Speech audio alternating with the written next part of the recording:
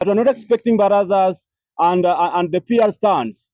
And we ask ourselves a tough question as young people within the ODM party, that are we going to be able to have the true face of the young people represented on this table, or on this table of conclave conversation? Party leader did not say he will support William Ruto in 2027 elections. He said he is supporting him up to 2027, but not elections. Not elections. Elections, no. He was very clear about that. You know, it's the government. Which government? What is the government? This is what is happening. Which government? This is what is happening. SG of the party is the one who do speak on behalf of the party. And SG did say very well that what makes people believe that ODM is in the government is the... Ladies and gentlemen, good afternoon. This is Davis Bino Luach from the ODM Youth League. And today we converge here as the ODM Youth League, the younger generation. We want to speak on issues of this nation. We want to speak on the issues of the intergenerational conclave as proposed by our party leader. And we also want to speak on some internal party issues. So I'll read part of the written statement, and my sister here will also help me, Charity Kontai, and my brother will pick it from there, and a few other people will pick it from there. We can also have a Swahili version, and then later we might have a Luo version or any other language. We are here, international languages are here. So I want to start reading. This is the ODM Youth League statement on the intergenerational national conclave. We stand on the shoulders of giants. We stand on the shoulders of Jaramogi Oginga Odinga, shoulders of J.M. Kariuki, shoulders of Wangari Maathai, Pio Gama Pinto, Bildad Kagia, and all the forgotten souls. 62 years ago, on the night of 12th December 1963, after heroes had fought blood, toil, and sweat, our beautiful black, green, and white strip flag was hoisted at Uhuru Gardens in Nairobi. And with these words, we founded a nation. O God of all creation, bless this our land and nation. Justice be our shield and defender. May we dwell in unity, peace, and liberty. Oh, plenty be found within our borders. Fellow countrymen and young people, our country as it stands, we are at crossroads. Frustration among the youth has reached its peak. We've been turned into statistics, slogans, and sidekicks in a system that does not listen. We feel excluded, disrespected, and unheard by older people. On the 7th of July, this year, 2025, our party leader, the Right Honorable Raila Odinga, proposed an intergenerational conclave, a national dialogue that brings together generations and sectors. As ODM Youth League, we've reflected deeply, and while it's painful to admit, we have reached a one clear conclusion, that the time has come. The time has come for the nation to talk to its soul. Many will ask me, how? How do we dialogue with a government that has killed our children, our brothers and sisters? How do we dialogue with a government that has maimed us? But we ask today in return, why not come face to face with them and tell them how we feel? History tells us that dialogue has always worked. In 1963, it brought us independence. In 1991, after protests and filthy jail cells of Nyayo, it gave us multi-party democracy. In 2010, after years of constitutional decay, dialogue gave us a new constitution. From Moses and Pharaoh, from Gandhi and the British, from Lancaster House Conference to bombers, dialogue has moved nations forward. Let this dialogue be where we ask Kenya, Kenya, are you still the pride of Africa? Kenya, do we have plenty within our borders as per the aspirations of our forefathers? Is justice still our shield and defender? Are youth, who form 75% of the population, fairly represented in decision-making houses? Are our police a service or a force? Is devolution working, or are 47 counties more? Can we reduce them? Let this intergenerational conclave be where we ask, is our education system serving us, or is it failing us? Have we compensated victims of police brutality? Is there something wrong with the president? And what is his side of the story? Is there something wrong with rigathigachagua? And what is this issue with negative ethnicity? This dialogue is also where we will ask ourselves as a youth league, is there something wrong we need to refine with our party? Are we still liberal? Are we conservative? What is the way forward? This is a dialogue where we ask about our expectant mothers and young girls. Who cares for our living conditions in the slums? Who cares for our vegetation? Who cares for the most vulnerable? Are we comfortable seeing chokoras in the streets? Are our young ladies safe? Are our teachers safe with their salaries? How do the police live? These are some of the issues that this dialogue calls us onto. Ladies and gentlemen, my sister will proceed from there. Just another political event. The intergenerational conclave could be a historical turning point, but only if we claim with clarity, courage, purpose, and let us come into it not as spectators, just not as stakeholders, but one day we will tell our grandchildren, this was our generation that marched, that sat down with dialogue and won free education and better healthcare, police reforms and justice. But we also call on the government, including the president, to be genuine. Let this not be a PR stand or a baraza of lectures. Let it not be a demoted by youth who are handpicked to clap and pose for photos. It should be a playground for political brokers. The stakes are too high. As we end, we call on the youth, activists, social media justice centers, youth in the left groups, youth leading political youth wings, youth in the slums, in the rurals, youth who are male or female, youth in the plateaus, plains, hills, and beaches. We may be Christians or Muslims, born of peasants or professionals, but we are one people. We all salute the same flag, sing the same national anthem, and dreams are the same dreams. The young man in Kisumu wants what the girl in Kirinyaga wants. Quality education, the dignified job, a clean environment, a just government, and a safe country, of course. We attend the same colleagues, buy in the same shops, use similar currency, and God knows our blood and aspirants are the same. Our skin shines chocolate, and why then can we sit and forgive a way forward of our government, of our country? When we finally sit down as a country, we speak to one another. Kenya will win. May the spirit of our forefathers who fought in the bushes to bring independence guide us as we forge a path forward. May the spirit of Jaramogi Odinga, Theo Gama, J.M. Kariuki, Pinto, Bilda Gagia, Wangari Maathai, Dedan Kimathi, Ramogi Ochieng Oneko guide us through as we desire a new Kenya. We congratulate Prime Minister Raila Amolo Odinga for always rising the occasion whenever the country calls upon him. O God of all creation, bless this our land and creation. Thank you. ODM Youth League. Tuko bila sisi. ODM Youth League. Haiwi bila sisi. Yes, as my colleagues have read the statement that we prepared jointly, that's a collective work of the ODM Youth League New Generation. As they have put it, we are going to go to the table on clean hands and we expect a lot, and as they quote it from our statement, that we're not expecting barazas and the PR stands.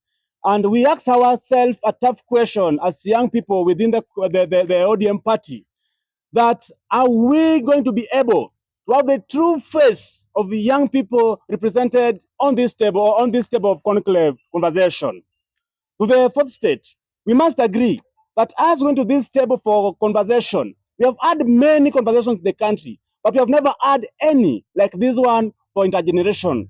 We have never had any like this one conclave. We have never had any like this one, where people drawn from different generations sitting together to reason together. We must agree that we have had many theoretical conversations in the country, but a number of them are collecting dust in themselves. A number of them have not been implemented, including the historical one, the TGRC report, which is so dear to us. We're going to this the conclave conversation with a clear mind, but we want it to be very practical conversation for our country, an implementable conversation for our country. But the most important thing that we must have as we go to this table, where we have agreed unanimously and collectively, that this conversation must have a time frame. Implementation must be within a time frame. We must agree that these young people here, a number of them are jobless. If the government of the day will delay, as they have been doing it even with our temperance agenda, the momentum that we signed with them on the NADCO, that if they fail to implement these, the outcomes, recommendations from the conclave conversation that we'll have, we will just do the doable that we have been doing. We'll pour and petition our case again to the street, to the young people of our country. We have petitioned our case to the state. It's time now to get solutions. It's now time now again to get a new Kenya. As I quote, as finish it up, just as they got a new French government or French country, they sat down. We Kenya, this is another chance to born a new country where we are all going to be included, and our generation will be counted in. Thank you. Okay, Right Honorable Raila Amolo Odinga for coming up with the idea of the conclave. We have seen what has happened in the country. The youth went to the street, but it has not borne much fruit. We have seen that a lot of people are losing lives. Oh. Thank the Right Honorable Raila Amolo Odinga for coming up with the idea of the intergenerational conclave. I believe that this came after he saw that the youth went to the street. It first started as a noble idea because it's the right of every Kenyan to demonstrate whenever they feel that they do not get enough from the government. But then we saw that it was hijacked by goons, and a lot of people have lost their lives. We have had female women being raped, and we've had a lot of business people going back to poverty because their businesses have been destroyed. So we embrace it fully, we embrace the conclave fully, and we call upon it to be acted upon immediately. And I also call upon our leaders to ensure that this conclave does not happen in boardrooms or in town halls and stuff. We need this dialogue to go right down to the youth in the grassroots. We want to go to West Pokot. We want to go to Garissa. We want to go to Kisii. We want to go into those slums in Kiambio, in Kibera, and listen to the youth. What do they really want from this government? And how are we going to ensure that the government is going to listen to our plight? I also call upon for us, female youth, to be included in this conclave. We shall have our own wing as the female youth, to have our ideas, to have our cries listened to. Yeah, so we call upon everyone to join us. And what I can say is that it cannot be about us without us. We have to be included in that table, and it has to go all through Kenya. We have to go deep into the counties and the villages, kila mahali. So I call upon the Right Honorable Raila Amolo Odinga and the President to ensure that this conclave starts immediately, and that whatever report that comes out of it is implemented very early before things boil out. Yeah. Gentlemen, if you attach yourselves to negative people, you fall below to them or to their level. Today, I want to also support my party leader, Right Honorable Ramolo Odinga, for being positive and bringing the intergenerational conclave. For us to have proper policies for our security apparatus, we must have intergenerational conclave. For us to have a proper healthcare, for us to have proper a functional education system, where we don't lose money or we don't siphon money in terms of ghost schools.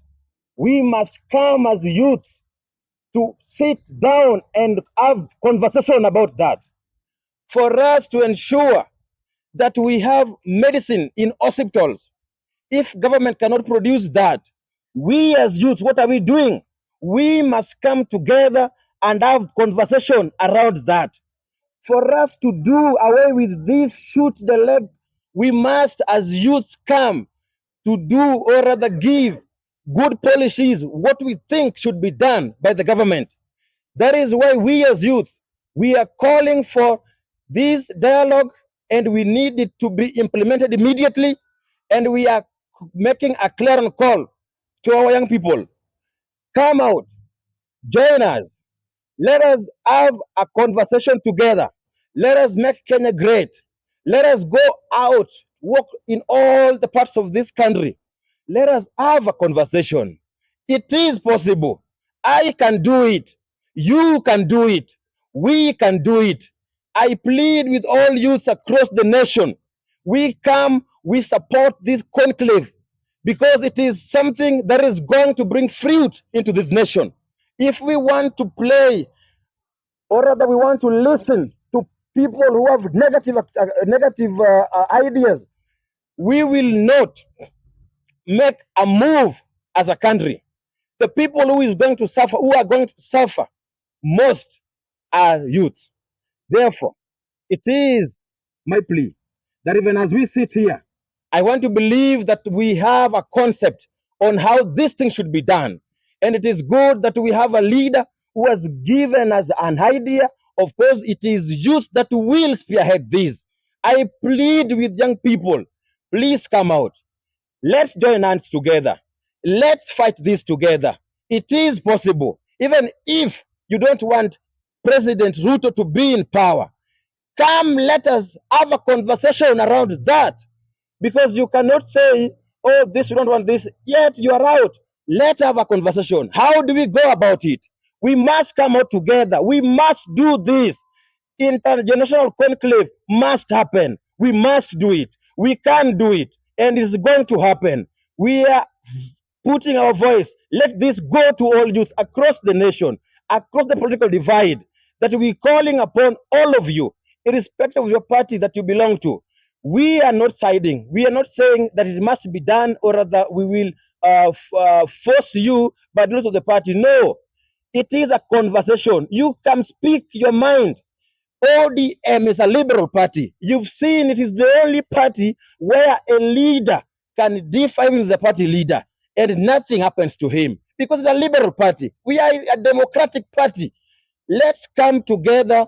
We put our voices, our minds together. We see how we can pitch for the future of our nation, because I believe these young people have a plan. And if we don't bring, or rather we don't join these our bright minds together, we're not going to do it. Please, it is the time. Now is the time. If we don't do this, we will regret. Kindly, young people, my fellow Gen Zs, all the millennials, let's come together. Let's have this dialogue. We find a solution for our nation. We find how we can stop this issue of ghost schools that siphons billions of money away. We can stop this issue of security thing, or shooting people, if we come together. Thank you so much. The MOU that was signed was between UDA and ODM. What we are calling for is a dialogue of the nation. What we are calling for is a dialogue between generations, between sectors, religious groups, between experts. What are our farmers saying? What are the kids in the slums saying? What are the kids in Turkana saying? What are the teachers saying? By the way, have we ever heard what about the police? Have you ever gone to where the police live? What are their stories? What are the stories of the media council? But what about Dr. Ruto? What is his side of the story? Can we help him? This is a generation of this nation, people everywhere. And that's why my party leader was saying, let it start from the grassroots. So the MOU is between UDA and ODM. We are ODM, but we are also Gen Zs. I want to tell you the truth. I was born in 1997. I might not look Gen Z because this country is so hard on me. But I am Gen Z. Technically, I'm Gen Z. I was born in 1997, November. But what I want to tell you is that in that MOU, there was a 10-point agenda. But this is more than what was signed then.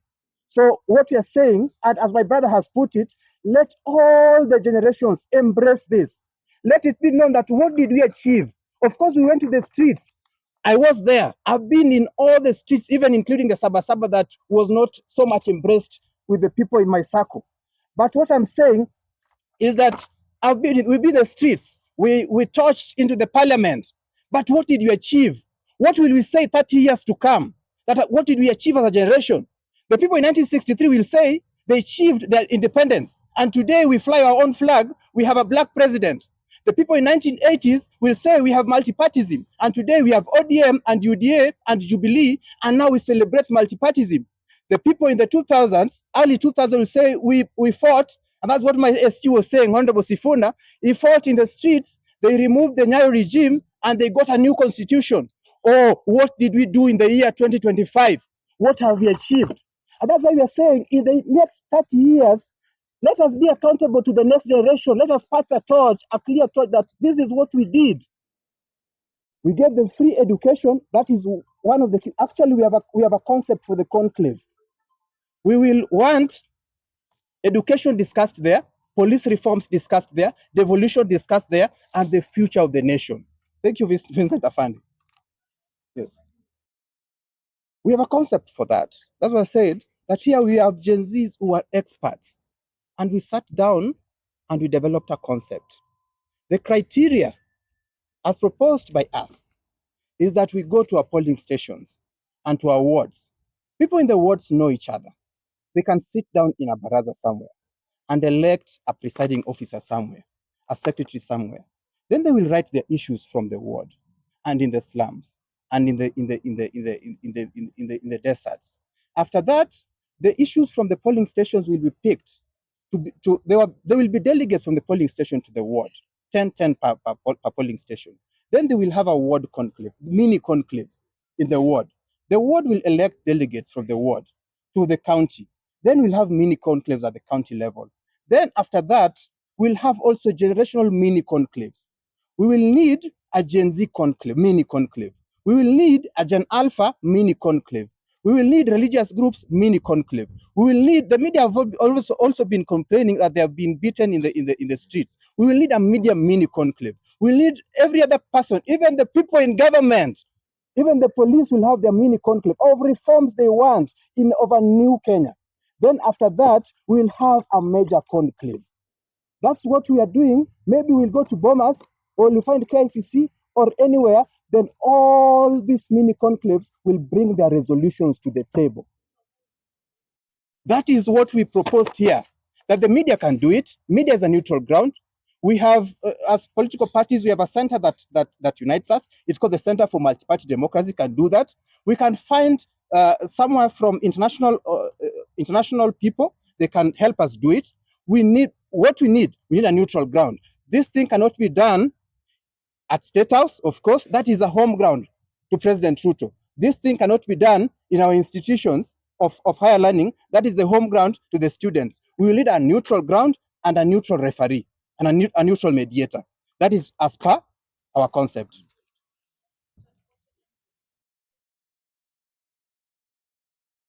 We will need to present this proposal to all the major stakeholders. And we will need to present this proposal first to the people at the grassroots and to the slums. Do you accept this proposal? Then we will also need to present it to the government. Do you accept this proposal? Then we will also need to present it to the person who proposed it, the Prime Minister. What do you think about this proposal? Then we will spearhead this for the knowledge, the civic education. Then we will find a mediator who will now guide us from there. My name is Daniel.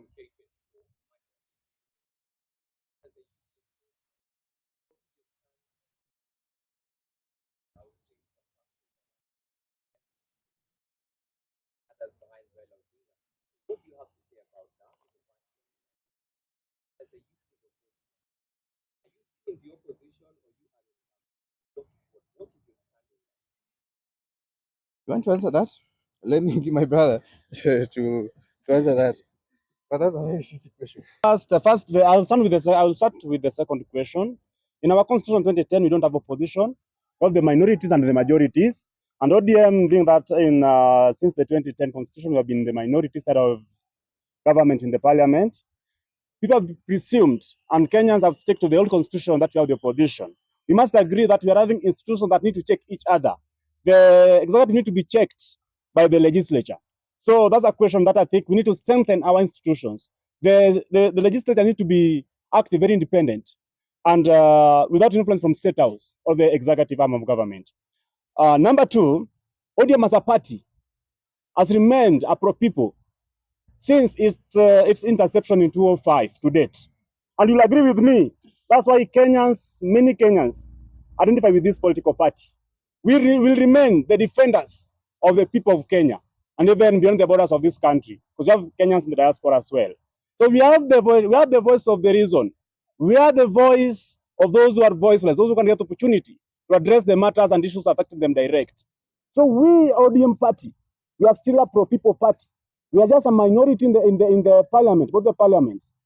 But we have institutions that need to check each other. We need to check, and Kenyans need to live with that fact that we don't have a position in this country with our new constitution. We have presidential system of government. So your second question on the dissenting voices within our political party, my brother touched on it, and he said it very clearly that the D in ODM is democracy. We are a very democratic party. We welcome all diverging voices within our political rank. That's what has been holding us together. And that's why ODM has very great, strong fabrics holding it together. Those dissenting voices have always remained. They have been there before. But again, you must agree with me that SG Sifuna is not dissenting. He's giving a clear position of the party. SG Sifuna is not dissenting or disagreeing with the party leader or any other the leadership of the party. Is giving a clear identification of this political party. We identify with that. We are sitting here. Number 2 the same. SG Sifuna is yesterday they gave a clear direction. We are the party. We are going to have a presidential candidate come 2027 as a political party. We are not working with you. We are not going to support another political party. Yet we are building a political party at ODM.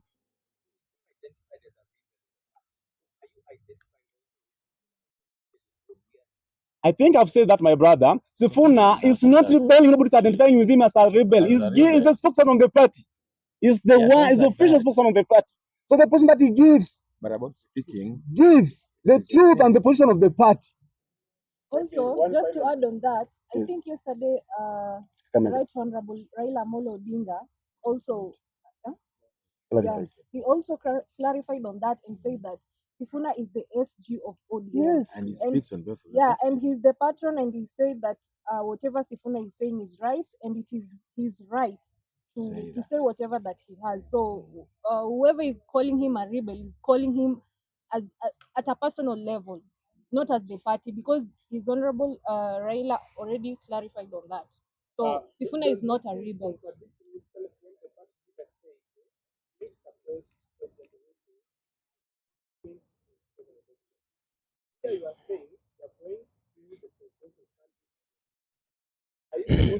Okay. But he says that he will Okay. support him until No. 2027. He's Vincent, not sorry. supporting him to become the If I can just answer, him, party leader did not say he will support William Ruto in 2027 elections.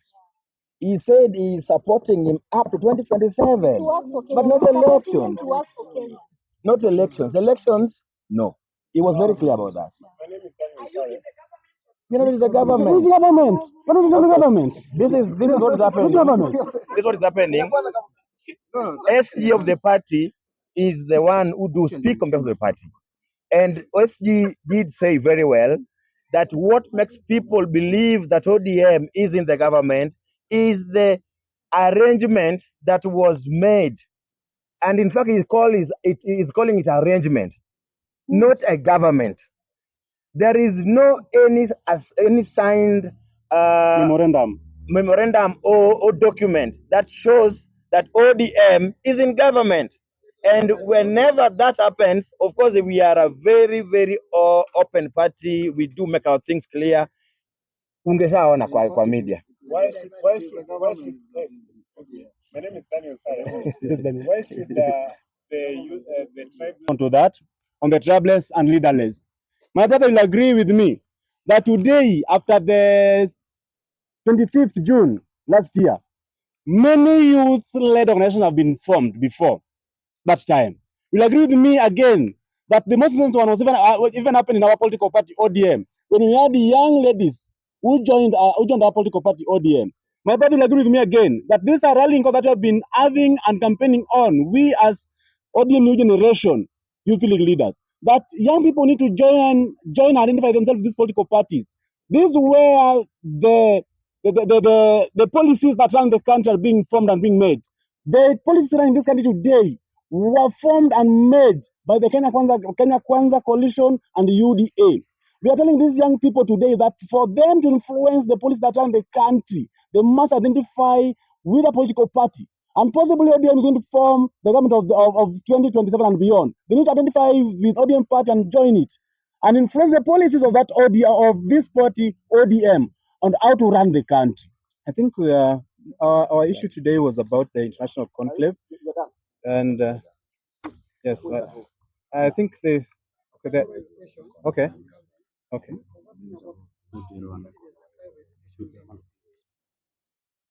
Women today, they'll tell you that there's something called SRHR that was not so vibrant in the 2000s. We talk about devolution. We need to relook into it. We need to talk about the police reforms. We need to talk about the university funding model. We need to talk about the climate change. We need to talk about a lot of things. There are very many new things, my brother. Like for real, there are very many new things. The things that were happening in 1963 are not here 2010. Even the constitution itself needs a conversation. Even the day is new. Even our branding is new. By the way, even the chant we get here is new. Even the faces of the new ODM, new generation is new. But there is something also needed to address that is off. But the party gave Honorable Kipchumba the nomination. We congratulate Honorable Kipchumba, but as a youth league, we are a little bit disappointed, and we will address that. We will need a conversation as a youth league on how more we can be represented.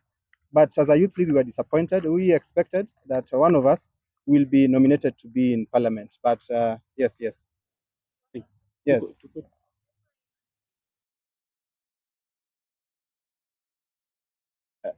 What it means really, I think everyone is in government.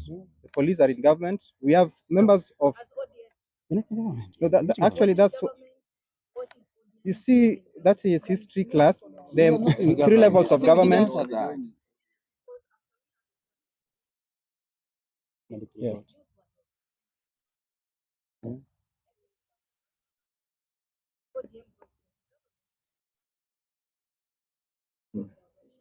Kujenga chama chetu, tuko tayari kujenga nchi yetu, tuko tayari kujenga nchi yetu, tuko tayari kujenga Kenya yetu, tuko tayari kujenga Kenya yetu, tuko tayari. Thank you. Viva, viva, viva.